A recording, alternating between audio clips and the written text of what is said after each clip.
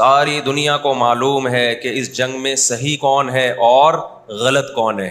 ساری دنیا کو 2 اور 2 4 کی طرح معلوم ہے یہ بات. ان دنیا کی وہ عظیم طاقتیں جو صبح و شام ہمیں تہذیب سکھاتی ہیں, ہمیں دہشت گرد کہتے ہیں, ہمیں دنیا کا امن خراب کرنے والا کہتے ہیں, بار بار ہمیں تانا دیتے ہیں کہ اسلام تلوار سے پھیلا ہے, بار بار ہمیں دہشت گرد. آپ 40-50 سالوں کی تاریخ اٹھا کے دیکھو, آپ کو پتا چلے گا کہ یہ بڑی طاقتیں کیسے دنیا کی آنکھوں میں دھول جھونکنے کی کوشش کرتی ہیں. اتنا زبردست طریقے سے جھوٹ بولا جاتا ہے, اتنا زبردست, اور ایسا پروپیگنڈا کیا جاتا ہے کہ لوگ اس جھوٹ کو سچ سمجھنا شروع کر دیتے ہیں. نبی صلی اللہ علیہ وسلم نے فرمایا تمہاری یہود سے لڑائی ہوگی, جہاد ہوگا, یہاں تک کہ کوئی یہودی اگر پتھر کے پیچھے چھپے گا تو پتھر کہے گا کہ اے مسلمان یہ یہودی ہے, اس کو قتل کر دے, یہ میرے پیچھے چھپا ہوا ہے. ہر درخت بھی گواہی دے گا, ہر پتھر بھی گواہی دے گا, الا الغرقد, سوائے غرقد درخت کے. یہودیوں کا کوئی مقدس درخت ہے جو اسرائیل میں بہت زیادہ لگاتے بھی ہیں یہ لوگ. نبی صلی اللہ علیہ وسلم نے جب یہ بات ارشاد فرمائی تو اس وقت مسلمانوں کی یہودیوں سے ایسی کسی لڑائی کا تصور بھی نہیں تھا. یہ ایک پیش گوئی تھی جو کسی کے خواب و خیال میں بھی نہیں تھا کہ صدیوں بعد جا کے ایسا ہو سکتا ہے. اس سے بھی پتہ چلتا ہے کہ ہمارے نبی صلی اللہ علیہ وسلم کی جو پیش گوئیاں ہیں اگر وہ پوری نہیں ہوئی تو آپ ٹائم کا انتظار کریں, ایک وقت پوری ہو جائیں گی. 1300 سال تک مسلمانوں کو اس حدیث کا مطلب سمجھ میں نہیں آیا. عملی دنیا میں ایمان تو تھا سب کا کہ اللہ کے نبی نے جو فرمایا برحق ہے, کیونکہ یہودیوں سے میں نے بتایا نا لڑائی ہوئی نہیں ہے. جب مدینہ سے اور جزیرہ عرب سے ان کو نکالا گیا, یہ دنیا کے مختلف ملکوں میں جا کے آباد ہو گئے ہیں. اس کے بعد یہ ہمیشہ یا تو عیسائیوں کے زیر سایہ رہے ہیں یا مسلمانوں کے زیر سایہ رہے. ان کی لڑائی اگر ہوئی عیسائیوں سے ہوئی ہے, مسلمانوں سے ان کا کبھی ٹاکرا نہیں ہوا. لیکن پیغمبر صلی اللہ علیہ وسلم نے کیا فرمایا صحابہ سے, تقاتلون, تم لڑو گے, تم سے مراد یہ امت لڑے گی.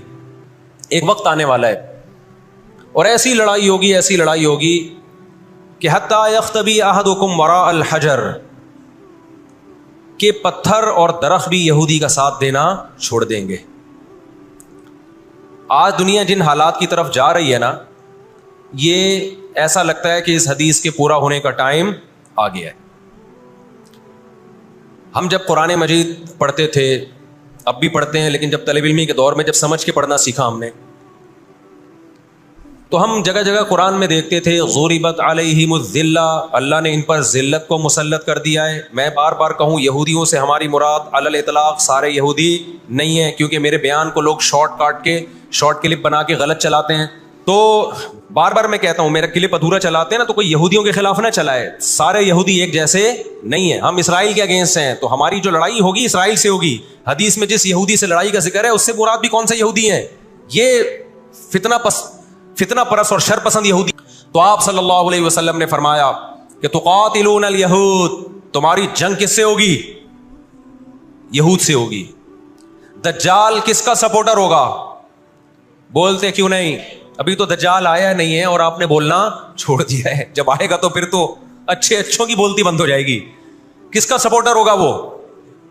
ہاں, میں عرض کر رہا تھا کہ ہم جب قرآن پڑھتے تھے ضربت علیہم الذلہ, قرآن کہتے ہیں ہم نے ذلت ان کے اوپر دے ماری ہے, ان فسادوں کی وجہ سے جو یہ کرتے رہے ہیں دنیا میں, ان فسادات کی وجہ سے.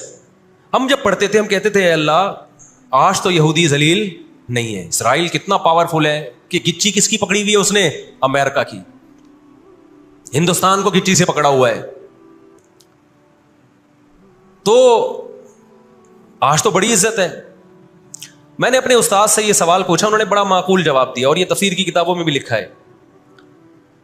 دیکھیں آپ یہودیوں کی ہسٹری اٹھا کے دیکھیں نا, ہمیشہ کوئی نہ کوئی ایسا ان پر مسلط ہوا ہے جنہوں نے ان کی شرارتوں کا مزہ ان کو دنیا میں چکھایا ہے. قرآن سے بھی یہ بات ثابت ہے کہ ان کو ان کی شرارتوں کا مزہ, عذاب جو ہے وہ دنیا میں ملتا رہے گا. میں بار بار کہتا ہوں ہٹلر نے بھی ان کو عذاب دیا ہے. ہٹلر سے پہلے بھی اسلامی نہیں بلکہ دنیا کی تاریخ میں بہت سے ہٹلر گزر چکے ہیں جنہوں نے ان کی شرارتوں کے ان کو دنیا میں سزا دی ہے. ہم پھر بھی بتائیں ہم ہٹلر کے حامی نہیں ہیں جو ظلم اس نے کیا, لیکن وہ بھی ان کی شرارتوں سے بیزار تھا. قرآن کہہ رہے ہم نے ان پر ذلت کو دے مارا ہے. دنیا میں بہت دفعہ رسوا ہوئے یہ. اب کیا ہے, یہ آخری ذلت ہے یہودیوں کی. آپ کو معلوم ہونا چاہیے جب دنیا میں کسی کو بہت زیادہ ذلیل کیا جاتا ہے نا تو پہلے اس کو عزت دی جاتی ہے. کسی کے گلے میں آپ جوتوں کا ہار پہنا دو, یہ بھی ایک ذلت ہے. اور ایک طریقہ یہ 3 پیس سوٹ ٹائی میں آپ اس کو صدارت کی کرسی پہ بٹھائیں اور پھر آپ اس کو جوتوں کا ہار پہنا دیں. بتاؤ کون سی بڑی ذلت ہے؟ یہ دوسری ذلت پہلی ذلت سے بڑی ہے. پوری دنیا میں مار کھانے کے بعد نا اپنی شرارتوں کی وجہ سے آج اللہ نے ان کو ایک تھوڑی سی حکومت دی ہے. ایک چھوٹا سا کنٹری, آپ اگر اسرائیل کو نقشے میں دیکھیں گے تو کراچی بھی بڑا ہے اسرائیل سے. اتنا چھوٹا ملک, اتنا چھوٹا ملک, اور تعداد بھی بہت تھوڑی. اللہ نے انہیں کچھ وقت پنپنے دیا ہے. اللہ نے کہا ٹھیک ہے, تم دنیا تمہاری آخری شرارت دیکھ لے, اس کے بعد جو میری طرف سے تم پہ مار پڑنے والی ہے اس کے بعد قیامت تک تم دوبارہ اٹھنے کے قابل نہیں رہو. یہ آخری ذلت کا انتظام ہو رہا ہے یہود کا. اور جو فائنل میچ ہوتا ہے نا وہ شاندار ہی ہوتا ہے. کیا خیال ہے؟ سیمی فائنل میں اتنا لوگ دلچسپی سے نہیں دیکھتے, کوارٹر فائنل میں اتنا دلچسپی سے بولو نہیں دیکھتے جو فائنل میچ دیکھتے ہیں. اللہ نے ان کا ظلم پوری دنیا کے سامنے نمایا. آج جو غزہ پہ جو کچھ ہو رہا ہے پوری دنیا کے سامنے اللہ نے دکھا دیا. اقوام متحدہ کی 60 سے زیادہ قراردادیں ہیں جس کی اسرائیل دھجیاں اڑا چکا ہے. 60 سے زیادہ قراردادیں, 60 سے زیادہ, جس کو اسرائیل نے ماننے سے انکار کیا ہے. یونائٹڈ نیشن کی بات کر رہا ہوں میں. تو اللہ تعالیٰ ان کو تھوڑا سا پنپنے دے رہے ہیں کہ ٹھیک ہے اس دفعہ سیمی فائنل تم جیت لو, فائنل تک تو پہنچو نا تم, اس کے بعد ہوگا کیا. دیکھو آپ نے سنا ہوگا کہ لاتوں کے بت ہاتھوں سے نہیں مانتے. یہ جو اسرائیل جو کچھ کر رہا ہے نا اس کا اصل حل مجھے بھی پتا ہے. اس کا اصل حل ہے جہاد. اس کا اصل حل کیا ہے؟ جہاد. تو آج بھی رشیا, چائنا وہ اسرائیل کے حق میں نہیں ہے. عین ممکن ہے اللہ مظلوموں کی آواز سے ایسے حالات پیدا کر دے کہ اس جنگ میں براہ راست کون کود پڑے؟ سوویت یونین کود پڑے. اور اگر سوویت یونین اس جنگ میں کود پڑا جس کے پورے چانس لگ رہے ہیں تو پھر یہ تیسری جنگ عظیم کی طرف معاملہ جائے گا. اور پھر دنیا میں جو تباہی ہوگی نا, تباہی ہوگی وہ میرے اور آپ کے تصور سے بھی زیادہ ہے. کیونکہ اب تلواروں سے یا صرف ہوائی جہازوں سے جنگ نہیں ہوتی, اب سب کے پاس نیوکلیئر ہتھیار ہیں, اب ایٹم بم چلیں گے. آج اگر دنیا انسانیت پہ رحم کھانا چاہتی ہے, آج اگر امریکہ, برطانیہ, جرمنی, فرانس جو دنیا کے لیڈر کہلائے جاتے ہیں, آج اگر یہ چاہتے ہیں کہ انسانیت کو تباہی سے بچائیں, جو اصل ظالم ہے نا یہودی, اس کا ہاتھ روکنا ہے. تو آج اگر یہ اسرائیل کا ہاتھ زبردستی روک لیتے ہیں تو دنیا بڑی تباہی سے بچ جائے گی. اور اگر یہ دنیا اسرائیل کا ہاتھ نہیں روکتی اور اس جنگ کو بند کرنے کی کوشش نہیں کرتی تو بھائی جو تیسری جنگ کی طرف معاملات جا رہے ہیں اس کے ذمہ دار یہ لوگ ہوں گے جو دنیا میں تہذیب کے ٹھیکیدار ہیں. ہمیں قرآن و سنت اس بارے میں کیا ہدایات ملتی ہیں؟ اللہ کہتا ہے میں نے یہود پہ ذلت کو مسلط کر دیا ہے. اس آیت میں اور اس حدیث میں جو میں نے تقاتلون الیہود والی حدیث پڑھی, اس میں مسلمانوں کے لیے خوشخبری ہے کہ اللہ تعالیٰ نے جیسے بنی اسرائیل انتہائی کمزور تھے, فرعون کا ظلم اور بربریت کا شکار تھے, اللہ سورہ قصص میں کہتے ہیں وَنُرِيدُ أَن نَّمُنَّ عَلَى الَّذِينَ اسْتُضْعِفُوا فِي الْأَرْضِ, ہم نے ارادہ کیا کہ زمین میں کمزور ترین لوگوں کو اٹھا کے زمین کا امام بنا دیں گے, طاقتور پہ غالب کر دیں گے. بہت دفعہ ایسا ہوا ہے, کم من فئۃ قلیلۃ غلبت فئۃ کثیرۃ باذن اللہ. اللہ کہتے ہیں دنیا کے نقشوں میں جو غالب ہوتا ہے, جس کی فتح اسباب کی دنیا میں یقینی ہوتی ہے, میں بہت تھوڑی سی جماعت کو طاقتور بنا کے دنیا کا امام بنا دیتا ہوں.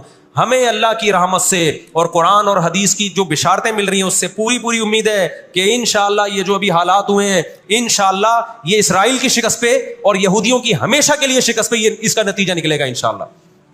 اور نبی صلی اللہ علیہ وسلم کی وہ حدیث پوری ہوگی کہ تمہاری جو بڑی جنگ ہوگی, نبی نے کیا فرمایا, اس امت کی ایک جماعت ہمیشہ جہاد کرتی رہے گی. لا یزال طائفۃ من امتی ظاہرین علی الحق, ہر دور میں لڑائی ہوئی ہے, جہاد ہوا ہے.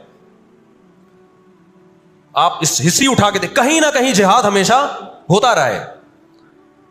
تو آج بھی ایسا ہوگا.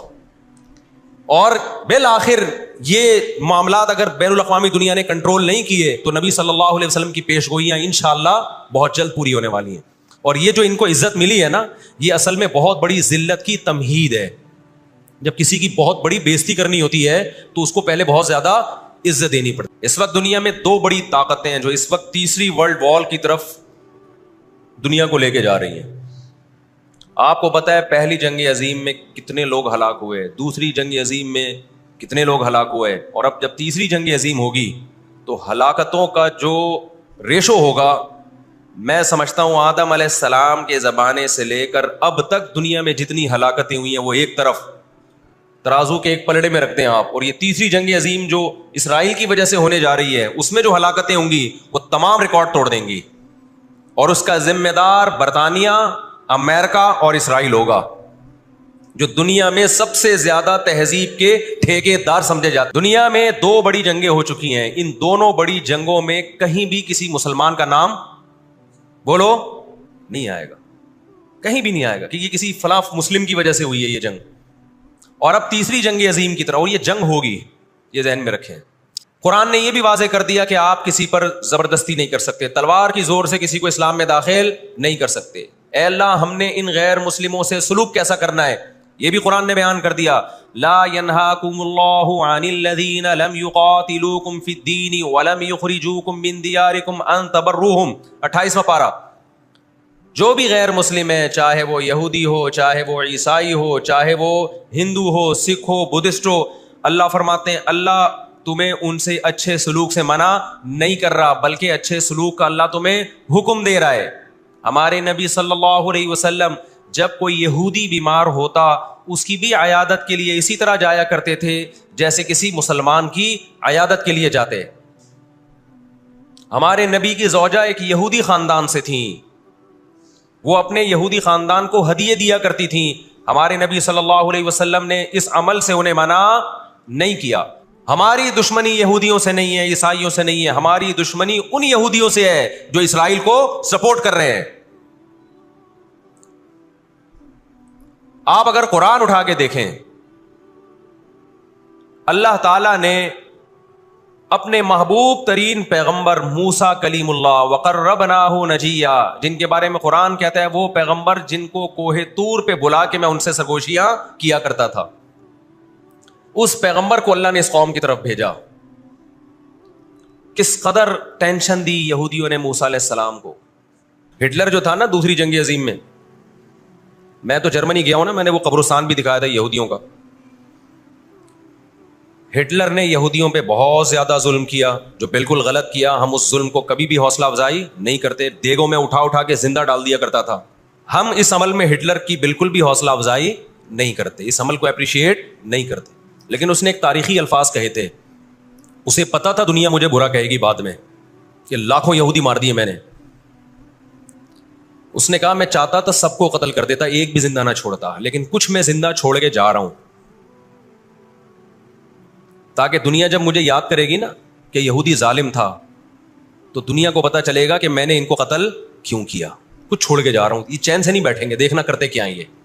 ہٹلر اگر آج زندہ ہوتا, دنیا کہتی کہ تو بندہ ٹھیک نہیں تھا لیکن بات ٹھیک کر کے گیا ہے. جیسے مشرف بندہ ٹھیک نہیں تھا لیکن بات, اس نے کہا نا دنیا کس کی زبان مانتی ہے, ڈنڈے کی, بات ٹھیک کر کے گیا ہے. اور میں آپ لوگوں کو بھی کہتا ہوں, آپ کا گھر بھی ایک چھوٹی سی ریاست ہے, گھر میں آپ کا روب ہوگا تو صحیح چلے گا. گھر روب نہیں ہے تو بھی دماغ سے نکال دو کہ میں محبت اور امن شانتی کے ساتھ, گھر صحیح چلے گا. امن شانتی سے ہی چلتا ہے گھر, روب کا ہونا بھی کیا ہے, اس کے بغیر نہیں ہوتا گزارا. سمجھتے ہو کہ نہیں؟ تو اللہ نے آدمی کو آدمی اس لیے بنایا ہے کہ اس کا تھوڑا روب رہے گھر کے اندر. روب ختم تو گھر سے بڑی مصیبت پھر کوئی نہیں ہے. دنیا بھی اسی اصول پہ چلتی ہے. قرآن نے ان کے بارے میں کیا کہا, ضربت علیہم الذلہ, ہم نے ان پر ذلت کو دے مارا ہے. آپ کو پتا ہے کہ یہود کا لفظ اتنی بڑی گالی دنیا کے لیے بن گیا تھا. ایران میں بہت زیادہ یہودی ہیں, پتا ہے آپ کو, اسرائیل کے بعد سب سے زیادہ یہودی ایران میں ہیں, لیکن انہوں نے اپنا نام ایران میں یہود نہیں رجسٹرڈ کروایا, کلیمی رجسٹرڈ کروایا ہوا ہے موسیٰ کلیم اللہ کی نسبت. کیوں؟ ان کو پتا ہے کہ یہود کا لفظ دنیا میں کیا بن چکا ہے, گالی. شرم آئے گی کسی کو بتاتے ہوئے کہ میں یہودی ہوں, اس لیے ایران میں انہوں نے اپنے آپ کو رجسٹرڈ کس نام سے کروایا ہے, کلیمی کہتے ہیں ان کو. میں مانتا ہوں سارے یہودی ایسے نہیں ہوتے, میں نے پہلے وضاحت کر دی, ہمیں یہودیوں سے دشمنی نہیں ہے, کیونکہ قرآن جہاں یہودیوں کی برائی بیان کرتا ہے وہاں قرآن یہ بھی کہتا ہے لیسوا سواء, سارے ایک جیسے نہیں ہیں. قرآن اعتدال سے بات کرتا ہے، سارے ایک جیسے نہیں ہیں، لیکن جتنا شر اور فساد اس قوم میں ہے قرآن کہتا ہے کہ اتنا دنیا میں کسی اور قوم میں نہیں ہے. لَتَجِدَنَّ أَشَدَّ النَّاسِ عَدَاوَةً لِلَّذِينَ آمَنُوا الْيَهُودَ، اللہ کہتے ہیں تم مسلمانوں کا سب سے بڑا دشمن دنیا کی جتنی قومیں ہیں ان میں سب سے بڑا دشمن کس کو پاؤ گے؟ یہود کو پاؤ گے. اس کے بعد مشرکین کو پاؤ گے، اور اسلام کے سب سے زیادہ قریب تم کس کو پاؤ گے؟ نصارہ کو، عیسائیوں کو پاؤ گے. آج امریکہ اسرائیل کو غلط کہہ کے بھی کس کا ساتھ دیتا ہے؟ مجھے یاد ہے چند سال پہلے امریکی صدر نے بیان دیا تھا اسرائیل نے یہ غلط کیا ہے، یونائٹڈ نیشن کے لاء کی پابندی نہیں کی ہے، لیکن ہم پھر بھی کس کے ساتھ ہیں؟ پورے الفاظ بتا رہا ہوں میں، پھر بھی ہم کس کے ساتھ ہیں؟ مانتے ہوئے. اس کو پتا ہے، وہ اس کی مثال وہ 50-50 میں ایک آیا کرتا تھا نا، 50-50 میں ایک کلپ وائرل ہوا ہے کہ کمنٹری ہو رہی ہے کہ سلیم اللہ بہت اچھا کھیل رہا ہے اور کلیم اللہ تو کھیل ہی نہیں رہا. اب لوگ جو کمنٹری کرنے والا ہے اس سے کہہ رہے ہیں بھائی یا تو کھیل ہی نہیں رہا، وہ جو تماشائی تھے وہ چھوڑ کے جانے لگے تو غلط کمنٹری کر رہا ہے. اس نے کہا تم جہنم میں چلے جاؤ لیکن کھیل یہی صحیح رہا ہے، بھلے تم جاؤ. وہ انہوں نے کہا ہم گھر جا رہے ہیں، انہوں نے کہا تم گھر نہیں، تم جہنم میں جاؤ، لیکن یہی سلیم اللہ بہترین کھیل رہا ہے. پھر دکھایا کہ پیچھے بندوق رکھی ہوئی ہے کسی نے. تو اس وقت امریکہ کو گچی سے کس نے پکڑا ہوا ہے؟ طاقت امریکہ کے پاس زیادہ ہے، سازشیں کس کے پاس زیادہ ہیں؟ اسرائیل کے پاس. معیشت پہ ایسا قبضہ کیا ہوا ہے، گچی سے پکڑا ہوا ہے کہ ہلنا نہیں. آج دنیا میں سب سے زیادہ دہشت گردی کا شکار مسلمان ہو رہا ہے، کشمیر میں بھی. اور میں کشمیر کے بارے میں نیوز چینل کی رپورٹ پیش نہیں کر رہا، میں دنیا میں جاتا ہوں، مقبوضہ کشمیر کے مسلمانوں سے بھی ملتا ہوں. نام ان کے ہائی لائٹ نہیں کیے جا سکتے، ان کی ویڈیو نہیں ڈالی جا سکتی ورنہ انڈیا ان کو تنگ کرے گا. مقبوضہ کشمیر میں کوئی ایک مسلمان ایسا نہیں ہے جو انڈین گورنمنٹ سے خوش ہو. ابھی مسقط میں ایک خاتون ملی مقبوضہ کشمیر سے، مجھے تو لوگ پہچان لیتے ہیں، کہنے لگے مفتی صاحب خدا کا واسطہ آپ آواز اٹھائیں، ہم پر بہت ظلم کر رہا ہے انڈیا، بہت مار رہا ہے ہمیں کشمیر میں، بتاؤ دنیا آواز اٹھا رہی ہے اس پہ؟ کیونکہ مسلمان کا خون بہ رہا ہے. روہن گیان میں کس کا خون بہتا ہے؟ برما میں مسلمان کا خون بہتا ہے. فلسطین میں کس کا خون بہ رہا ہے؟ مسلمان کا خون بہ رہا ہے. جہاں مسلمان کا خون بہے گا دنیا منہ پہ ٹیپ لگا لیتی ہے. جہاں کوئی ایک غیر مسلم، ہماری نظر میں مسلمان کا خون بہے یا غیر مسلم کا، ہم فرق نہیں کرتے، کسی پہ بھی ظلموں کا ہم آواز اٹھائیں گے. لیکن دنیا یہ فرق کرتی ہے، لیبل یہ لگاتی ہے کہ انسانیت پہلے، مذہب بعد میں، لیکن ان کا ایٹیٹیوڈ بتاتا ہے کہ ان کی نظر میں مذہب پہلے ہے، انسانیت بعد میں ہے. دنیا میں سب سے سستا خون مسلمان کا ہو گیا ہے. ہوا و حرص والا دل بدل دے،